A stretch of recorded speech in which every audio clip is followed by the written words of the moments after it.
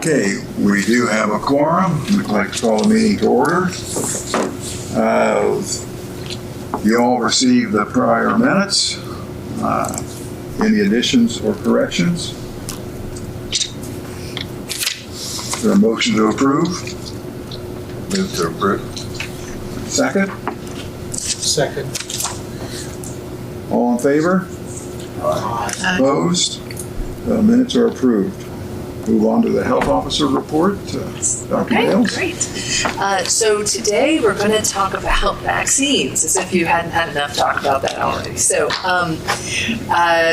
the ACIP met and made some recommendations, and so we're going to discuss those and talk about some stuff that's been in the news. So as far as which recommendations the local health department will follow, we will be following ACIP. The state law dictates that the Indiana Department of Health and the Wayne County Health Department and all local health departments follow ACIP recommendations, which is the Advisory Committee on Immunization Practices. Other providers may choose to follow guidelines put out by the American Academy of Pediatrics or other guidelines, but this is by state law what we will do, and ultimately it is very simple. There's been lots of discussion about vaccines in the news, but really the changes that were made were ultimately fairly minimal and I think should not be of anyone's concern. So there was a recommendation regarding not using MMRV. So MMR is just measles, mumps, and rubella, and V stands for varicella, and those exist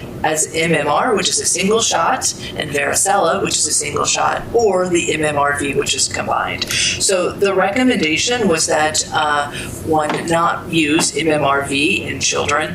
This did not really change the standard pediatric schedule. That was not the previous recommendation, and it was used primarily for makeup schedules. If you were behind on your vaccinations, they may give you the combined shot, but in general, the standard schedule included these two separate vaccines. There was some comment in the news about MMR being given separately, and that does not exist as a separate shot. It only comes as a combined shot and has been that way for a very long time. It's been approved for over 50 years. It is only available in a single vaccine, the MMR. The separate shots was the MMR versus the V, or the varicella. So that really didn't change what we were doing much at all. Hepatitis B, there was no change in the recommendations regarding hepatitis B. There was a lot of conversation about that in the news, but there was no recommended change. So this is a vaccine given at birth and then given again on a regular schedule.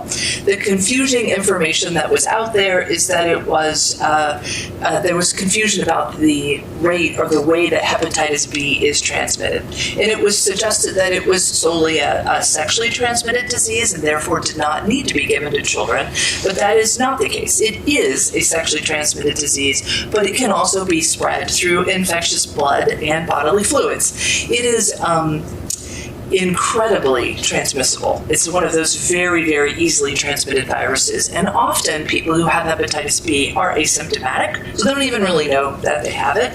It's highly infectious. It's stable in the environment for at least up to a week and can be longer, and it can be transmitted via personal items like toothbrushes and razors, things of that nature. It can be provided while providing relatively simple first aid care, so through blood exposure.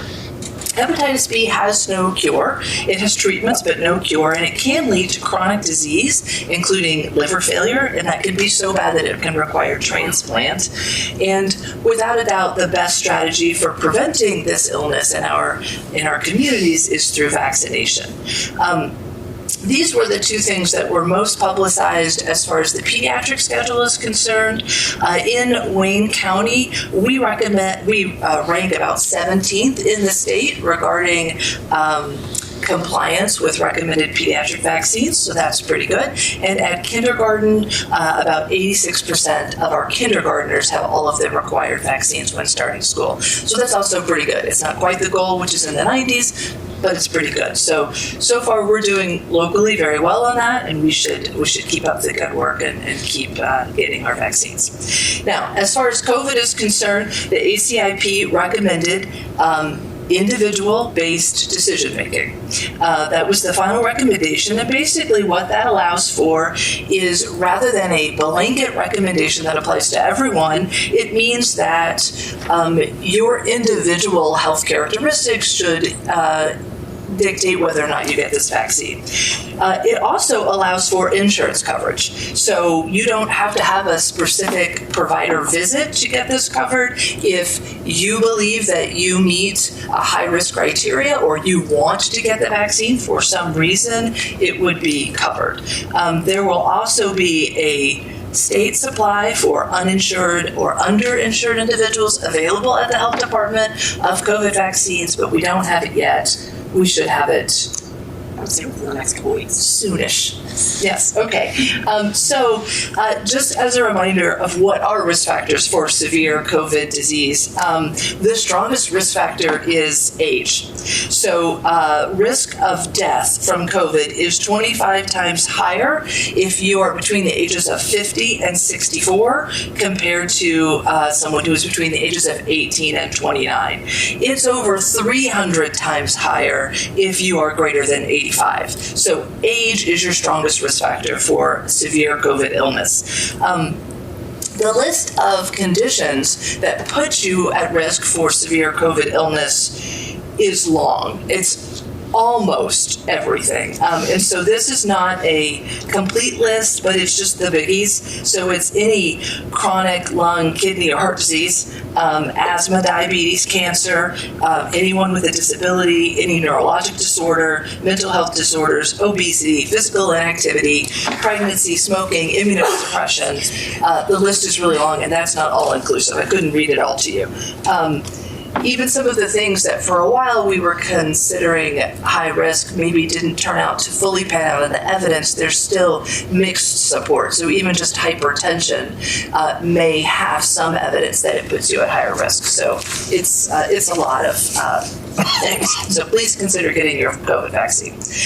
It is flu season, and flu vaccines are available at the health department. This is recommended for anyone who's 6 months or older if there's no specific contraindication. It is a trivalent vaccine this year, so sometimes the vaccine has 4 types of influenza in it. This year it has 3 types. That is determined by reviewing the flu viruses that are active in the southern hemisphere and should make their way around. So that's how they determine that. There's no multi-dose vial. There is no thimerosal. Those are issues that some people get concerned about, but those things have been eliminated. Flu season starts at the beginning of October, so now is the best time to get your flu shot. Vaccine reduces your likelihood of getting the flu. You may still get the flu, but if you do, it should be less severe. It has been proven to reduce ICU admission, reduce hospitalizations, reduce death. And you may think, well, I'm not likely to get that severe of an illness. I'm not at that much risk, but it also has been shown to reduce doctor visits for flu-like illness. So it's worthwhile just to save you time. The current influenza rate, which is monitored as an influenza-like illness, is low. So there's not any significant influenza in the community right now, but this is flu season starting October 1st through typically the end of March. You typically see 2 peaks, and it'll be soon, typically it's around the holidays. So get it before then. You need to get your flu shot a couple of weeks before you get exposed to get coverage. There was a COVID surge in early September, but that seems to have fallen off, and that is monitored through wastewater. So that's how they know when there's a surge. We did see some of that in the emergency department and in urgent care too, but it does seem to have been falling off. So vaccines lately have gotten a lot of attention in the news. There's been some misinformation or partial information, or just the way that it's presented seems confusing. That creates confusion among individuals and reduced trust among patients. And the biggest risk here is just vaccine hesitancy resulting in decreased vaccine rates. And our community does well, so I just encourage people to get their vaccines. The ACIP changes ultimately were relatively minimal, and I don't think make a huge significant impact on what we're doing. And I still have complete confidence in the safety and efficacy of the vaccines. That remains strong at the ACIP and other places, and I encourage people to stay up to date for their safety and the safety of others. So, thank you. I think the other point on hepatitis B is a pregnant mother who's hepatitis B positive can transmit it to their newborn. Yes, And by immunizing the newborn, it really reduces the risk for that infant. absolutely. And if it's not given then some of those infants don't do well if they acquire hepatitis B.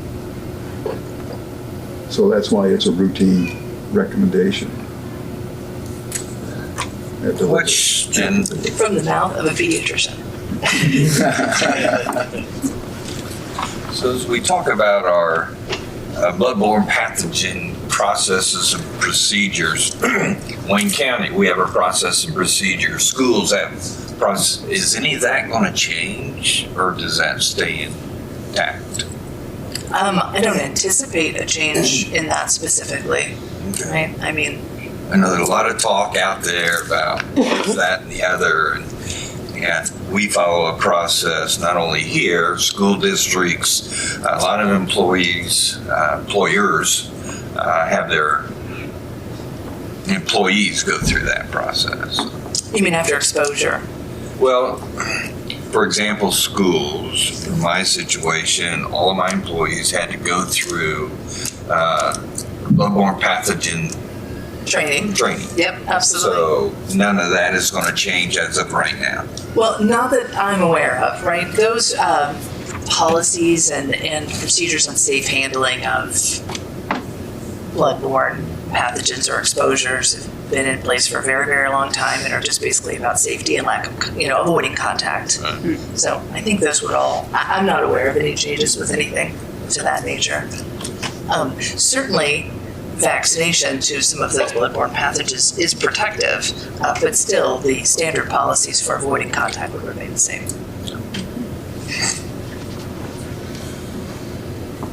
Any further questions? Comments?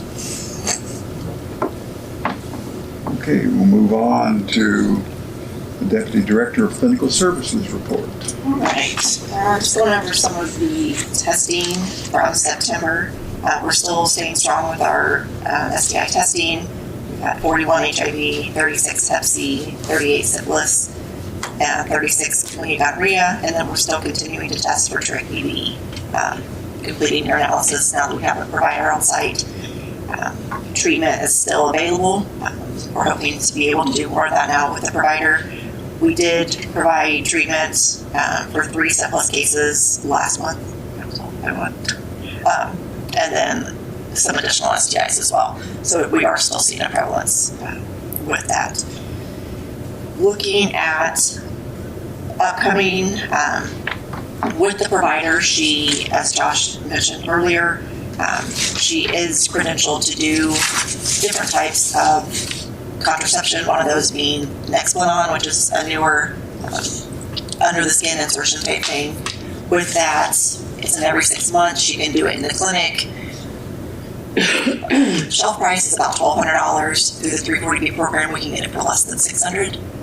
So if we can continue to provide services like that, that is going to add back and be able to profit for us for that 340B to be able to then do the charity drugs, et cetera, that we've talked about.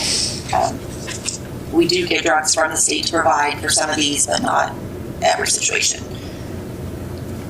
Let's see, she will also be able to pick back up on the sports physicals, doing Depo-Provera injections for birth control. We'll be able to offer cervical exams and then bring back the HIV PrEP treatment and Hep C. Again, with the HIV and PrEP drugs as well as the contraception, those are items that we're doing injections at the clinic, so we can order them directly from our provider and not have to go through the pharmacy. If we don't have to go through the pharmacy, we're not losing that 20 to 30% additional cost that they're going to collect. So that's more beneficial for us to be able to provide those. We actually just had training last Friday on doing the new Yes to Go for PrEP. It's very simple. It's every 6 months, so it's very convenient. And it just so happens that Anthem Blue Cross Blue Shield has already stated that they will not require reauthorization, which is a huge benefit, not having to jump through that hoop. And a lot of our Medicaid patients are through Anthem Blue Cross Blue Shield. So we're hoping to see some benefits from that and be able to provide that service. Let's see.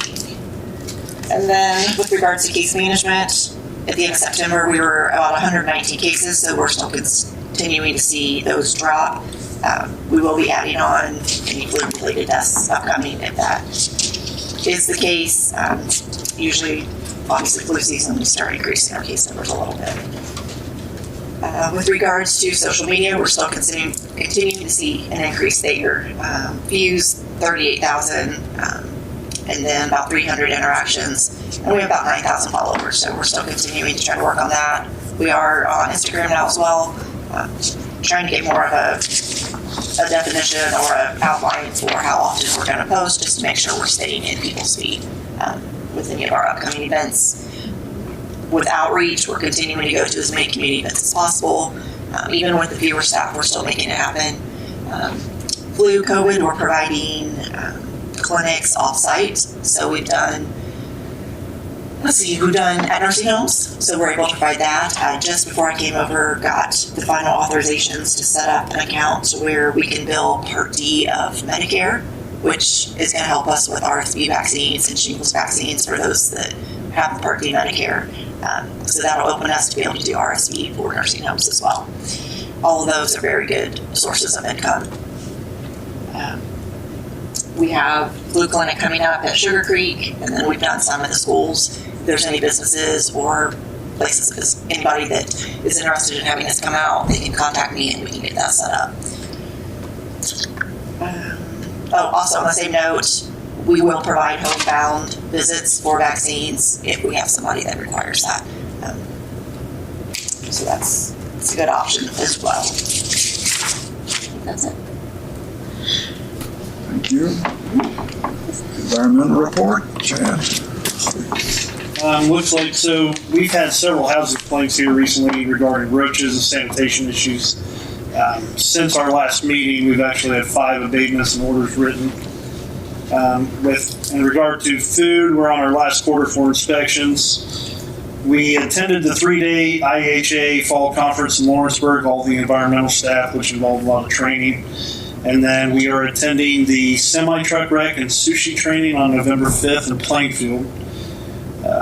And then Health Officer Dr. Bells is going to be going out Thursday with one of our inspectors to actually view how we do the inspection at a retail establishment. I'm very excited. It's actually a neat process, so I think she'll enjoy it. No, I'm excited. I don't know where we're going yet, but. Surprise. Chick-fil-A's opening's on hold. They still have a few items that they need to finish up before the final inspection. With lead, we do have a clearance scheduled for today. Other than that, nothing for pools and spas. And then septic, we've had multiple failures throughout the county. The one in Williamsburg on Main Street, which we've addressed several times, they are hopefully getting redone. They've been in contact with a contractor. We have one on Philby Road where the neighbor is now taking the homeowner to court. Homeowners attempting to fix a leak in his well right now, which is causing the failure for the septic. And then also we have a failure on Greenmount Pike, and that homeowner is possibly seeking legal action against the installer. And then as far as animal bites, we had 3 bite reports over the weekend, and our inspector there is going to be following up. So that's all I have. Any questions? Okay. Anything under the tattoo and eyelash extensions, is that? So we are trying to work on ordinances for those. At this point, with the funding that the state is removing from us, we just found out yesterday one of our registrars went to their conference, and we found out every time a deceased person is moved from location to location, there has to be a burial transit permit. Up to this point, the state has always provided us a 3-page carbon copy that, you can have chain of custody of that body from place to place to place. they're no longer going to provide that. We're going to have to start paying for that, and that's happening on all of our programs across the board. With what the state used to provide us. So with that said, we are drafting. It's not going to be anytime soon, but we're drafting an ordinance to possibly bring in permitting and mandatory inspections for the tattoo parlors, eyelash extension, things like that. No different than a restaurant. They apply for a yearly permit, and we have X amount of inspections per year. We'd have to change the fee ordinance. We'd have to change. There's a process to this, obviously. So we're in the process of doing that, but it's not going to happen anytime soon. But I don't believe we get hardly any complaints on tattoos and eyelash extensions, do we? Hey, since I've been here one.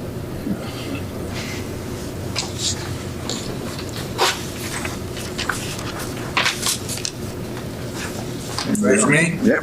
Ron, do All this. right. So we're going to kind of reverse this. We'll do Health First Indiana last, since it's going to be the largest topic. With the financial report, I didn't bother printing out all the budgets and things for you guys. It's not much different than last meeting. We're on par with the budgets that we have submitted. We're in the black on all of them. We're not on the red of any of them. The FEMA grant, I am going to have to move some money to get the health insurance paid for it, because they did not award us enough money this time around, but we'll talk about that next meeting. I did approach council with the proposal to move the public health nurse to a county position. I have since withdrawn that proposal, and I plan on keeping that contractual for personnel reasons. So I took that off the table. Staffing updates, as Beth mentioned, Rachel is now insured and starting to see patients. The renewal of the FEMA grant, we're still waiting on the contract with that. We were only awarded $150,000, so that is enough to cover her salary and most of the insurance, but not all of the insurance. So I'll have to use our COVID reimbursement fund or another fund to cover our portion of her health insurance. FEP grant, which is an emergency preparedness grant, we are almost complete with all the documentation for it. We're still waiting on an invoice template, so when we spend money, we have a way to invoice the state for the money. As everyone knows, we had a 340B mock audit from our advisor last month, or the month before in August. And some of the issues that were found in that, I'm asking the board to approve me making contact with Jason Reddish, Powers Law, that we used in the past to get some legal advice on this 340B program. Is there a motion to approve that? I'll make a motion. I'll second that. All in favor? Aye. Opposed? Motion carries. And then November's meeting falls on a holiday. I suggest we move it back to the November 4th meeting. If the board does not like that, we can always put it on to the 18th of November. If we move it back a week, that gives anybody that we potentially award a contract with extra time to review that contract and all that stuff as far as Health First Indiana goes before the first of the year. So you're proposing to move it to November 4th is what I October 4th? propose. November. November. It is a Tuesday. The day wouldn't change, just the week. Same time, same place. Yeah, listed as an election day. If the 4th is not available for the majority, then the 18th is another possibility. Are we having any elections here? That's what I was curious about. No, okay. I can make it work. So it works? Okay. 4th works for everyone. You'll move our invite. Okay.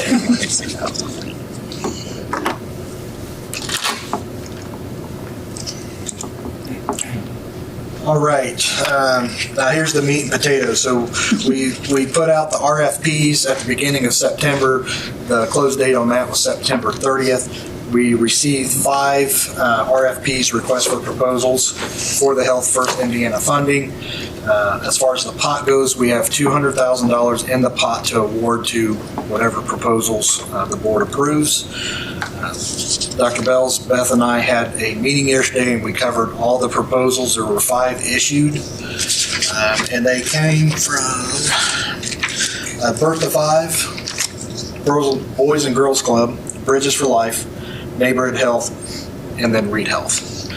So we went through those proposals and we broke them down into number 1, how many people of Wayne County could each proposal touch. You know, how many people could they serve and provide services to? How was sustainability? Could they sustain the program when the funding eventually runs out? A couple other things too. Oh, like KPO alignment, like whether or not the proposals, how well they align with the key performance. It's not indicators anymore. It's now Changing it from KPI to KPO. So Objectives now? key performance. Crap, I can't remember now. They just changed us on it. Okay. So we're so used to Outcomes. outcomes. I had to look Yes. it up Okay. from the Okay. outcomes, key performance outcomes. Just doing So words there's a with you. list of the key performance outcomes. Okay. So some of them really address more than one, and what, even though the dollar amount is significantly reduced, it will be our obligation to address all of the key performance outcomes. Whether we're approaching Yeah. it here or whether we're doing it through a partnership. Yes, and then also like the data, how they provide the data, how they align it with the way the state wants to see the data, and then where our county sits as far as our relative speaking health statistics. So, those. Trying to make it.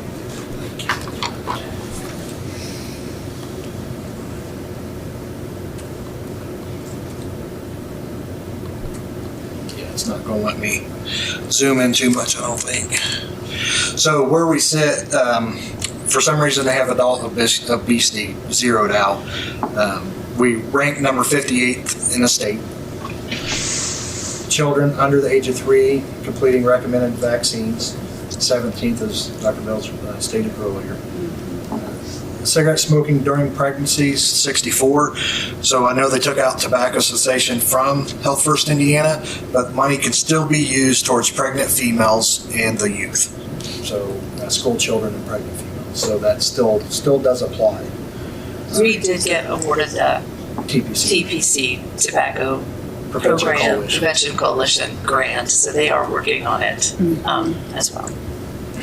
Infant mortality rate, we rank right in the dead middle at 50. The state is at 6.7%, we're at 7.52%. Life expectancy, we're at 86, so we're pretty far up there. We're at 72.2%, and the state is 75%. Opioid overdose rate, we're at 91 out of 92 counties, so we're the worst in this area. We're at 62%, and the state is at 25%. Smoking rate, again, they took out our section, but the state is at 17.9%. We rank 81. And suicide rate is, we rank 45. We're at 17.5%, and the state is at 15.77%. So we took all these factors into consideration. All of our partners are returning, or all the requests are returning partners that we currently have contracts with. They all do a tremendous job. They all met the requirements of the grant that they proposed back in '24. They all report, they all invoice. I mean, they all do a great job. With that said, we only have 200,000. We cannot support all 5 proposals, unfortunately. So we took those factors and we ranked it into our top 3. And we come up with a list of Reed Health being number 1. They have the largest reaching scope, provide the most services. They meet the KPOs, aligned with reporting, sustainability, all that good stuff. Next is Birth to 5, and then followed for that is Bridges for Life. So that's how we ranked our proposals. With that said, the following up on that would be Boys and Girls Club and Neighborhood Health. we probably thought neighborhood health was maybe 4 and Boys and Girls Club 5 or vice versa. I mean, it's pretty much down the middle. And the reason for that is both of those programs are great programs, but they're hyper-focused on one outcome. For neighborhood health, it's hypertension, and for Boys and Girls Club, it's obesity and our exercise programs for the youth. And at the end of the day, there's only about $200,000 to distribute. So even if you just look at the top 3 that we picked, that is well over $200,000 already. So we just wanted to provide some guidance. What was the as 3 guys- again, please? In ranking order, we had Reed Health as number 1, Bertha 5 as number 2, and then Bridges for Life as number 3.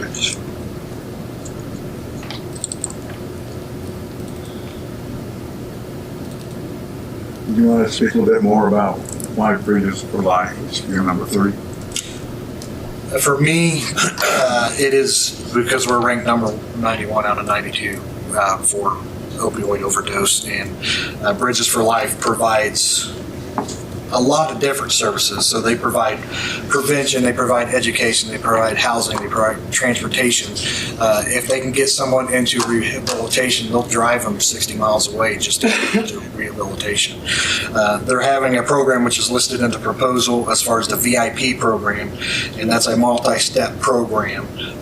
That can start, doesn't necessarily have to be rehab, but it starts with that. It goes into financial education, job placement, job longevity, teaching them how to live on their own. You know, it's just a great program. But I think that is one of our largest issues in Wayne County is opioid and opioid overdose, and I think that causes a lot of other problems down the road. So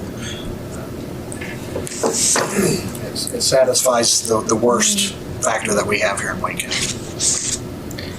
So a question I do have is around, are some of these programs, are there other opportunities for funding? And are there still plans to continue programming even without funding? Or a portion of funding? Do you see what I'm saying? I do.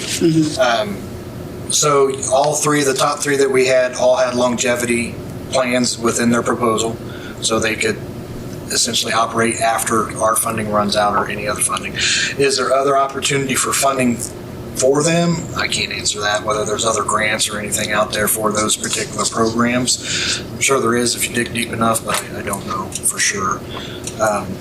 What's your third question? Would these programs proceed if we gave a portion of the funding requested? I believe they would. So last time we did, we reduced Bridges for Life. We reduced that one last time for the current proposal. We did not reduce Bertha 5, and we did reduce Reed. I believe it was for one of their positions the last time. Yes, they could continue to operate. They couldn't continue to operate at the capacity that they are proposing. So, but they could continue to operate.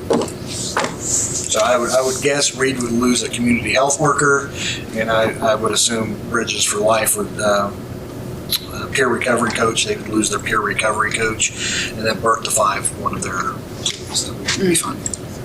How about the other 2 programs? Boys and Girls Club and yes, Boys and Girls Club. They currently run what they're proposing, and their proposals are the catch programs, and they currently run those. They would run those without our funding. What that would look like for them, I don't know.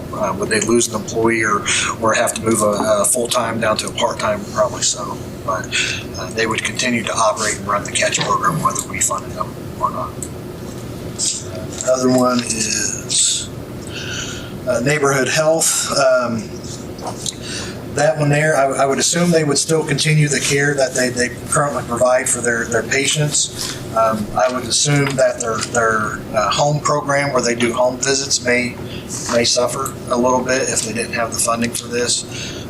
But I think they would still provide the care that they're required to under their FQHC.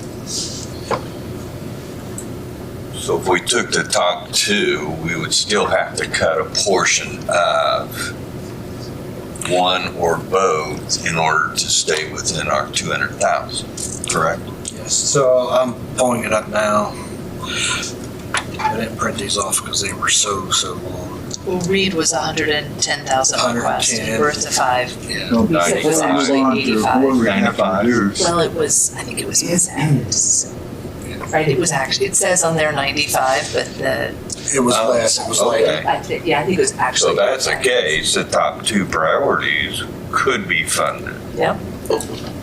Or we could give partial, I mean, I think you could do whatever you feel like is appropriate. Before we move into that discussion, is there any disagreement on the ranking?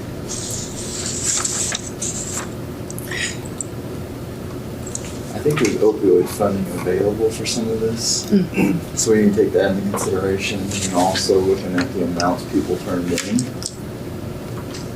as far as the proposal I think dollars. some of the entities could sacrifice maybe a leadership pay or benefits pay, because it's probably morphed in already to a position. Because most organizations, it's like, well, when you put it into a thing, if you can add it in, it helps. But if it's not, the person's still going to have a job, Right. per se. So it'd be interesting how much that would truly save. Could that then add another group to receive funding?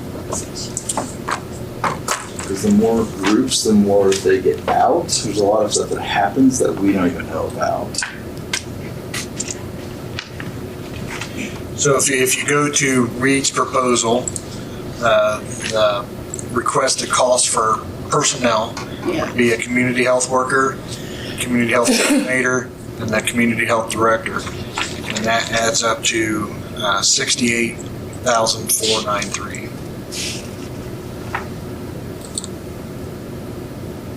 If you go to Bertha 5,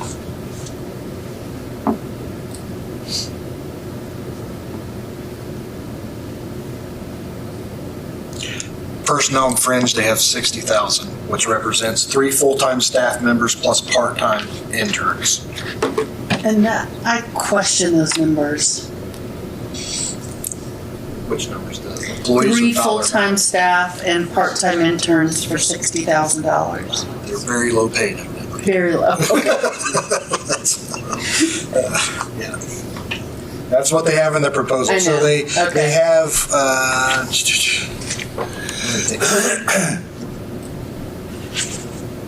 I don't think they put any like supplies or anything into their proposal. They did 25,000 just for supplies to provide for outreach.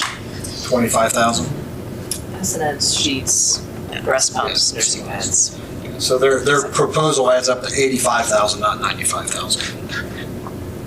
60,000 for employment, 25 for supplies. And then Bridges for Life.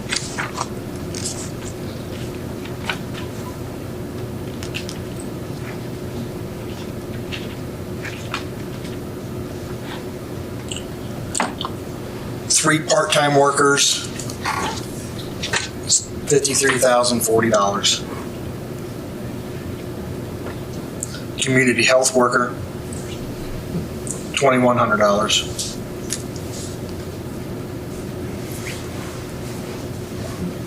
And then this would be like supplies, I'm assuming, client needs expenditures, storage services, first month's rent, deposit, utility support. This is what I talked about with the housing part.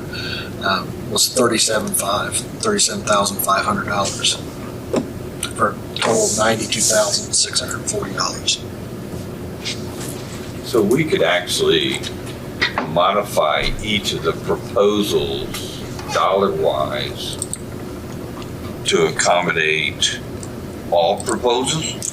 So I'm getting into neighborhood health right now. Neighborhood health is care coordinator for $14,589. Community health worker for $11,310. Insurance navigator for $12,542. Licensed clinical social worker for $7,627. nurse practitioner for $12,000, psychiatric nurse practitioner for $13,000. That's $71,069 for that. And then they have medical insurance, 401k, the fringe is $17,057. $5,000 for transportation assistance.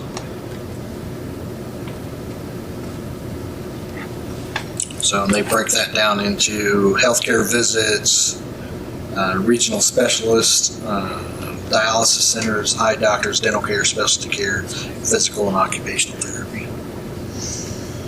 So all personnel and fringe other than the transportation assistance for neighborhood health. So a total of $93,126.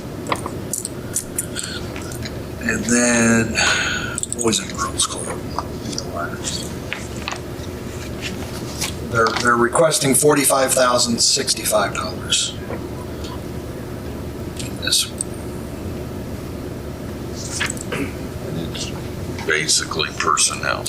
personnel's $44,000. Fringe and equipment. Fringe is covered by Boys and Girls Club. Equipment was purchased with our money through the last grant cycle.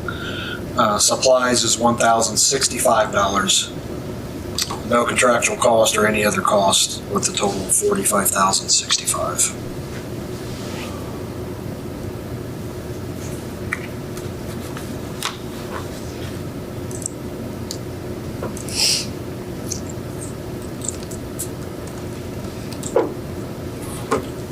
Does anyone need those numbers?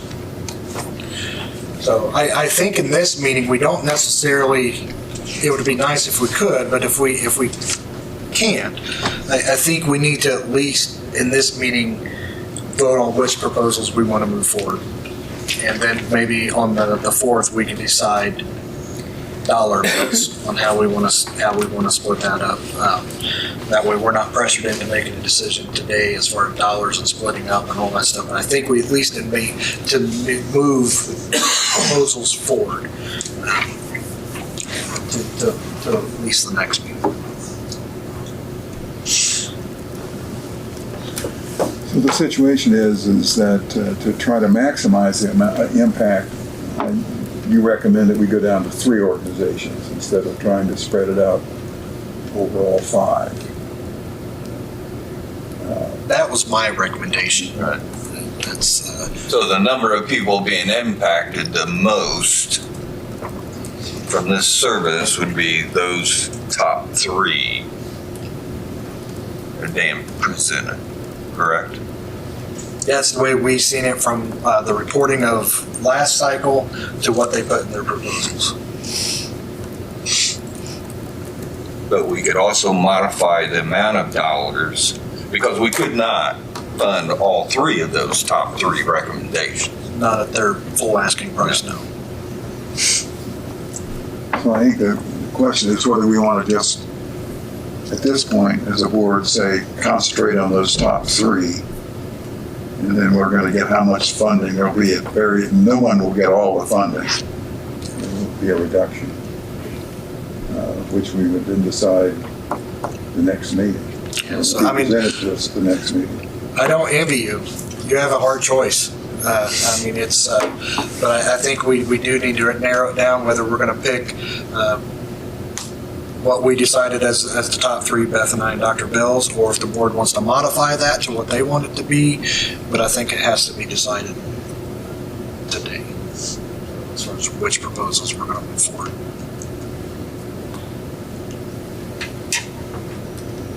So I guess the question is, does the board accept Dan and Jennifer's recommendation?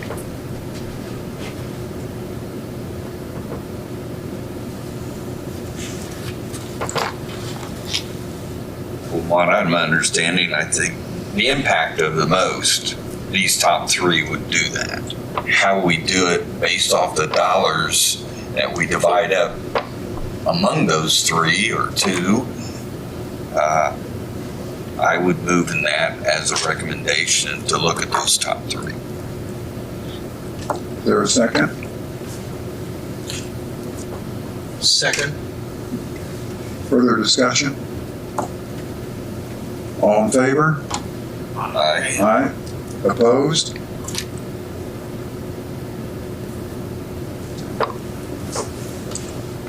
Motion carries.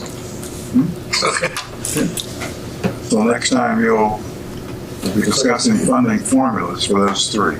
Yes, that's what the board will have to decide. And if anybody needs another copy sent back out to them, I'm more than happy to email them another copy out. We'll have to fund in full or not fund in full, all three or some, or however we decide to do it, the board decides to do it. So. Then you have specific questions that you want us to reach out Right. to those three about whatever the case may be, like how else or what else is your funding? Like that's not presented in the grant. I mean, we could We reach can out invite to them to the those. next meeting, if that's what you want. Okay. What else do you have? Let's see. Got the, I believe that's it. Yeah, I have one item. Sabrina Pennington has resigned as vice chair, not from the board, but has resigned as vice chair. So we need a new vice chair. And so I will open for nominations. I'll nominate Amanda. Is there a second? Gina. Other nominations? I accept the motion that nominations be closed. So moved. Second? Second. All in favor, closing? Aye. Aye. Since we only have one candidate, I think it's in by acclamation. But all those in favor of electing Amanda as vice chief, all those in favor?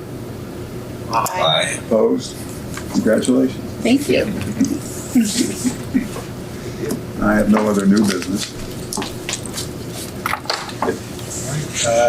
Then the 4th, we'll see you on the 4th. Is there a motion to adjourn? So moved. Okay. Second. First and second on that, all in favor? Aye. Opposed? Thank you, everyone.